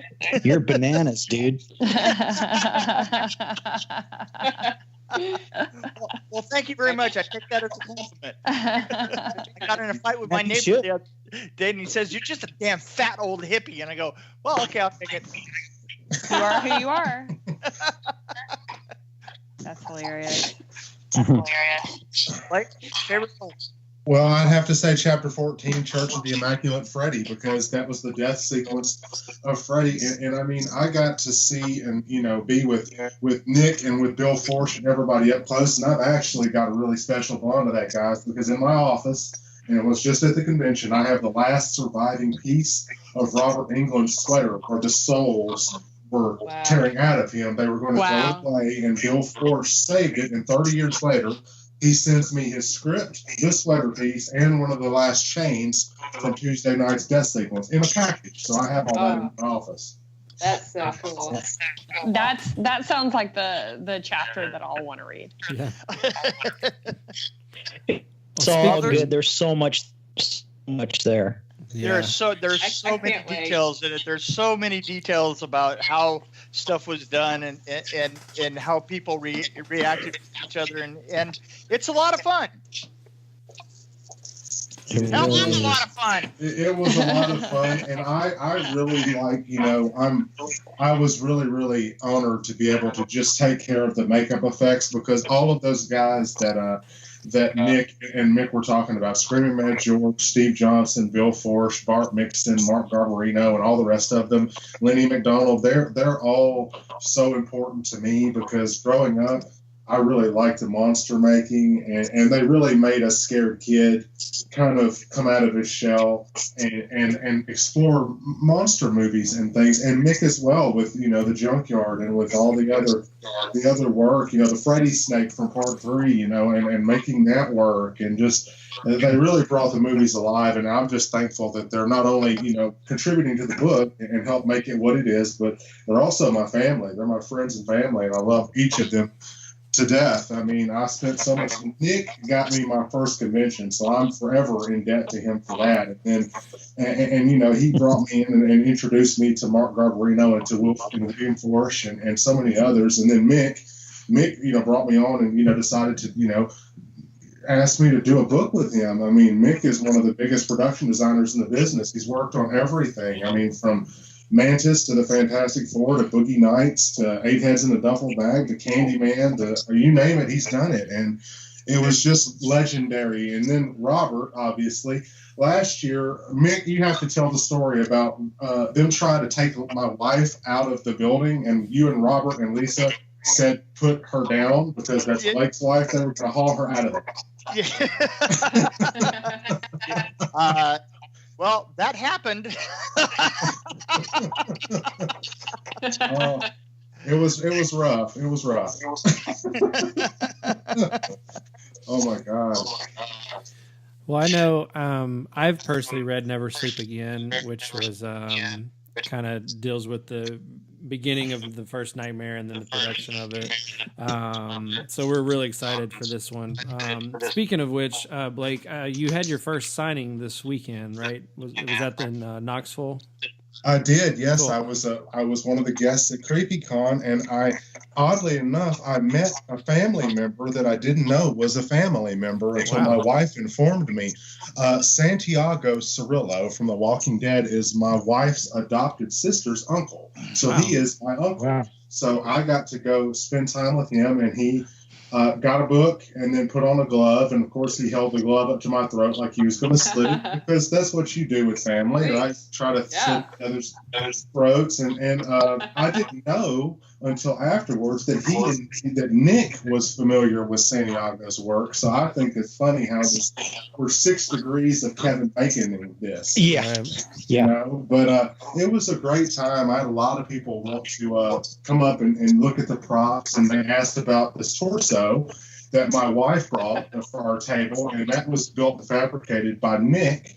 It was in Road to Hell and Bullet Face. It's screen used, bloody, just amazing thing. She's now got black paint from where she was done up with this special makeup effects, and now there's a little bit of black on him, and it was just all kind of neat, like people asking questions. And then the books, I mean, we sold a few paper books, but I was surprised by how many people wanted to order tablet versions, because I didn't realize that was such a big thing. I'm a little bit technologically behind when it comes to tablets and such. So that was interesting. But I think probably one of the biggest things for me was opening up the book and kind of giving it a once over and looking over everything that we did, and looking over Nick's section and looking over Mick's stuff and Peter Chesney's, and just seeing the effort and everything came to fruition, because it was 7 months of pure chaos. But it was a beautiful disaster. It really was. It was like just this kind of late nights, sleepless nights, Nightmare on Elm Street 4 ad nauseum. I probably watched the movie 50 times while we were writing this book, and it was just amazing to go through and kind of relive all those moments and get to see all the work and everything that everyone put in, because everybody that worked on the film was so amazing. The film would not have been what it is without Mick, without Nick, without Bill, without Steve, without everybody. I mean, there was not a better group of people to tackle this movie than what did, Well, the most beautiful thing about this book overall is that any question any fan has about how something was done or or whatever, I mean, it's answered. It gets answered here. It is. There's an awful lot of there's more answers than you knew there were questions to. Yeah, oh, yeah. Well, Sure. we are so excited about the book. Can you tell us where listeners can find it? And also, we want you guys to plug where we can find y'all online as well. Well, funny you should ask. All you have to do is go to behindthescreamsbook.com, and you can order a copy. You can order a paper copy. You can order a PDF copy. You can order a signed copy. Me, as far as Mick Strawn goes, I also have a podcast called Dream Warrior Review. And we release probably about 3 times a week. And we have 7 or 8 really rabid fans. And I will be coming to a con near you to con you. Thanks for being honest about that. Well, I'm a treasure. I'm a national treasure. Yes, You're a you legend are. in your Yes, you mind, are. my friend. I am.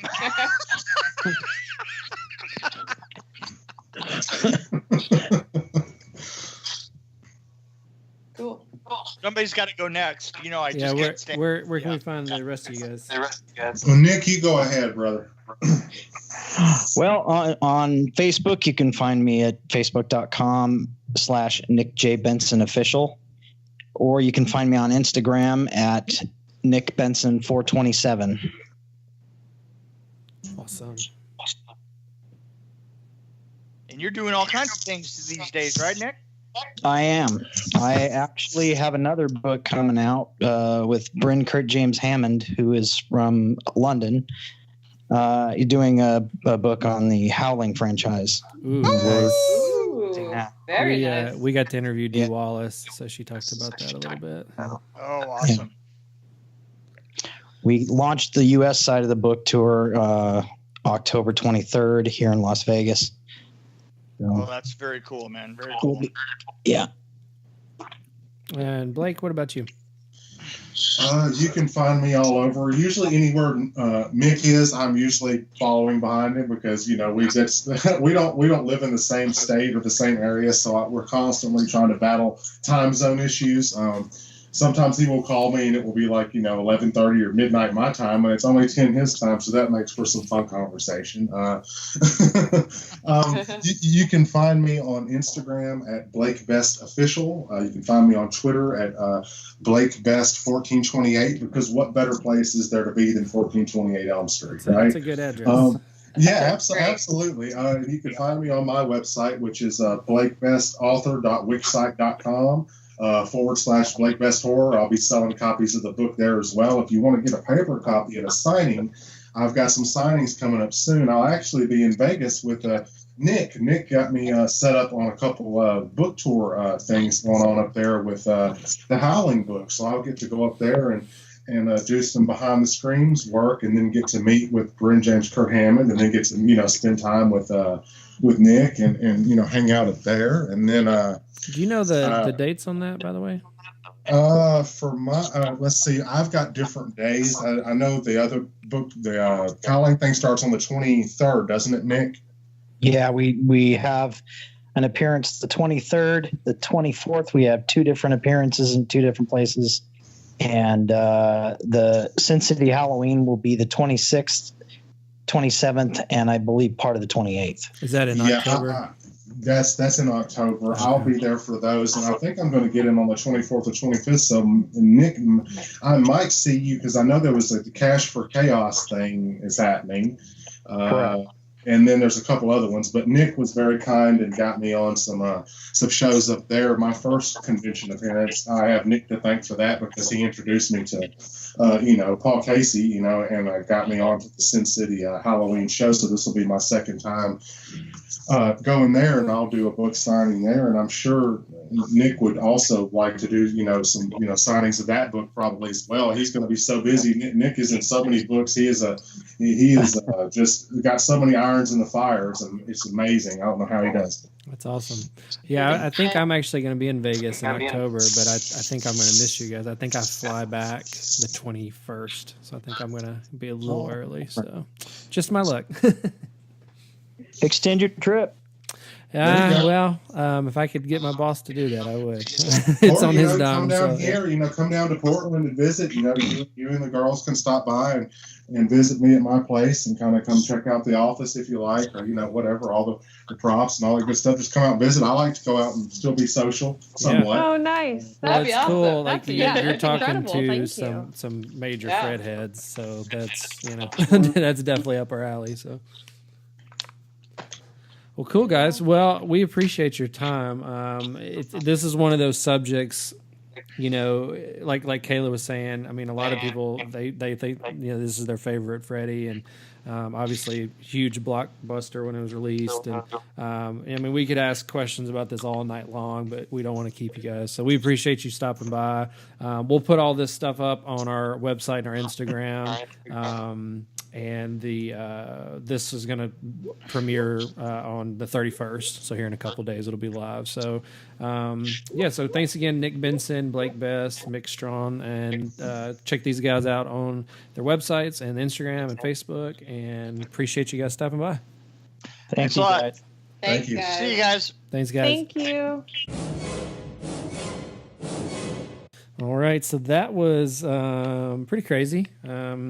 We, as we said, we could have talked all night things about Freddy Krueger, and that one obviously is a very popular entry into the franchise. So we were very excited to discuss that. So we'll have all the information about where to order the book and all their personal stuff on when we post this. So, so we're gonna wrap this up. I had one kind of jokingly, one kind of controversial thing to talk about. So, since we've started this podcast, we've had a few people comment about our logo. Excuse me. If you're not from Tennessee, it's basically the tri-star from the Tennessee state flag. So obviously we know that it's not exactly how it's supposed to look on the flag. And we did that by design. We decided I did it before we started this, but I just didn't want it to look like it was a disrespectful thing, since there's bloody machetes behind it and there's blood flying everywhere. So, I wanted it to, if you glanced at it, that's Tennessee, that kind of a deal, but I didn't want it to be an exact copy. So that's why we did it that way. We obviously knew it wasn't the right thing. I didn't know if you girls knew this. It's actually a law. You're supposed to actually have it the way that it's supposed to be. And there's actually a bylaw in the Tennessee, laws about that. So evidently there are some people that are really up in arms about it, but we actually got a 4-star review about it. You can go to iTunes and go to our page and read the reviews. I won't say who it is, but that was their only comment. It wasn't our content. It wasn't my crappy voice or anybody's crappy voice. It was the change the logo, change the tri-star. So I got with my art director. It is being changed. We will have it to the way it looks on the flag. So everything's prim and proper. So we just wanted to address that, since it's obviously getting us some bad reviews. Anyways, but Lena has some information for us now. Yeah, so we've got our next movie night on the books, and it is September 29th, of course, at Full Moon Cinema, and it is Saw. Dun, dun, dun. Yes. At 7 p.m. Our last movie night was at the beginning of this month, and it was Big Trouble in Little China, which was so much fun, and it was a sold-out show. So I'm just going to throw that out there, just so y'all know. This may be, another case of that. But I'm looking forward to this one, you guys, because I did go see that in theaters when it first came out. So to see it back on the big screen, I mean, it's going to be awesome. Except this time I probably won't have my little Jack Mini that I brought, and it slid down all the way to the front row from the back row. That was my fault. Sorry, Jackson Theater. It happens. I went to go see that in. Yes, exactly. It happens. But yeah, y'all mark your calendars, September 29th, 7 p.m. to come see Saw with us at Full Moon. And you can go to fullmooncineplex.com to get tickets in advance. And like she said, the last show we did sold out, and I think they had to turn a couple of people away. So, not saying it was because of us, but and also this movie we're going to do trivia. So if you'll get there a little early, maybe 10 minutes early, we're going to ask some questions before. And if whoever wins will get probably, a Music City Horror t-shirt and some fun stuff. So, yeah.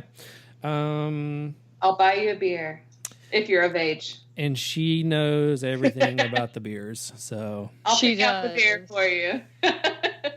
She will make a very good choice, and she'll pair it with your popcorn. Exactly. Yes. So we're going to wrap up this episode. We give shout outs to other podcasts, so I'll do that real quick. There's a podcast in Tennessee called Two Non-Moms, and I've only listened to a little bit of their show, so I don't know a ton about it, but they're on Instagram. It's the number 2_non_moms.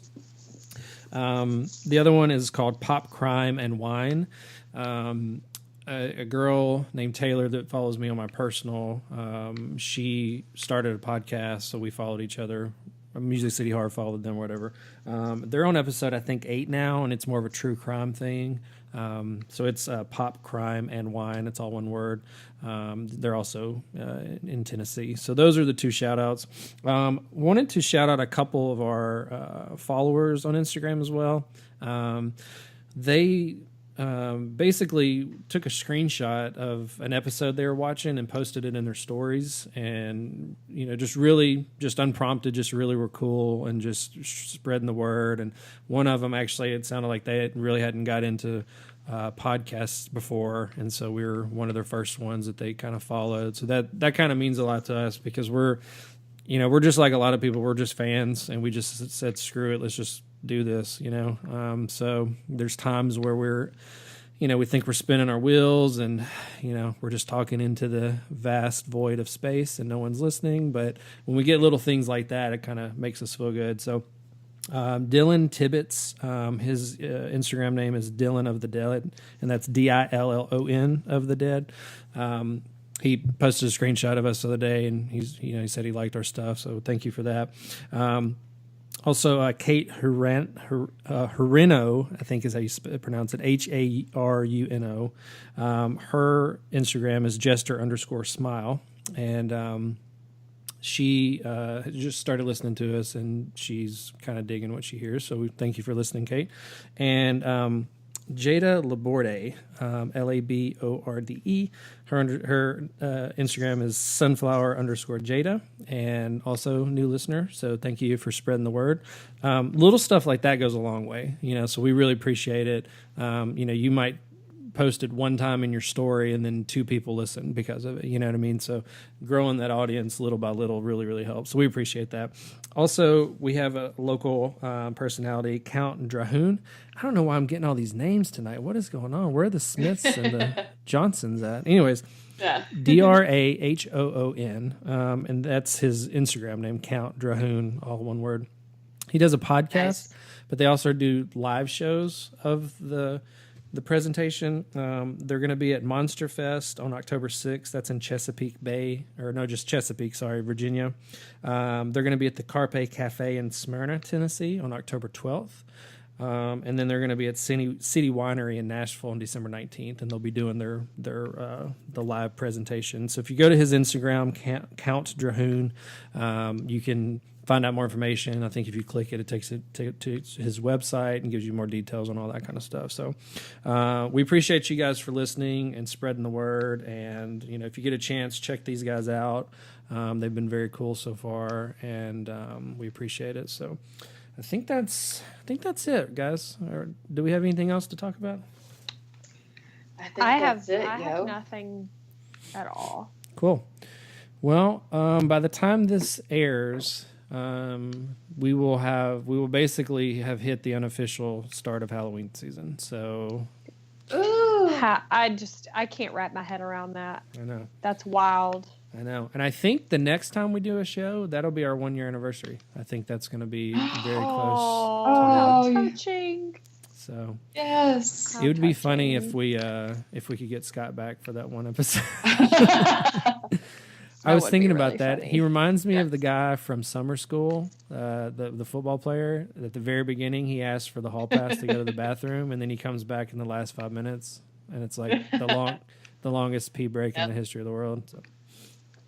And, Well, just to give our readers something, or our listeners something to look forward to, I will be your Halloween Horror Nights correspondent. Yeah. So I will be going to the parks in October. So I'll be able to give you guys the rundown, and hopefully I'd like to be able to show you guys some of it. I don't know what their policies are of, taking pictures or videos or anything like that. So I'll see what I can get, but it should be exciting. I'm really excited about Trick or Treat, and I'm excited about Stranger Things. But they've got a lot of really cool stuff going on, and that's my first time I've ever actually gotten to go. So I will come back with a full report. Yeah, when I guess me and Lana both went in 2013. They had The Walking Dead, so they had just walkers all over the park, and Thank you. Yeah, it was pretty wild. And then when I went, they had the Bill and Ted live show, and yes, I saw that too. They kind of alternate. I think sometimes they do a Beetlejuice show, and sometimes they do Bill and Ted, so they kind of tweak it up. But they're also doing a Halloween one too. I think it's Halloween 4, which I don't know why that's the one they decided to do, but yeah, I know they are doing Halloween. Yeah, and then they've got like Killer Clowns from Outer Space. They've got all kinds of stuff. Girl. So yeah, I'm excited. And I'm also very nervous because I don't do haunted houses. You guys know this about me. I don't fuck with that shit. Well, we look forward to that, and I think next episode we're going to kind of dive into Monsters Ball a little bit, and kind of we finally announced it, and we're getting some stuff rolling in as far as details. So hopefully the next episode we'll kind of jump into that a little bit more in depth. So that's coming for Nashville on October 25th. Really excited about it. Should be fun, and I think with that being said, I think we're done. So, yeah. Yay. Thanks for listening. Everybody have a Thanks, good night. guys. Bye. Bye. Bye.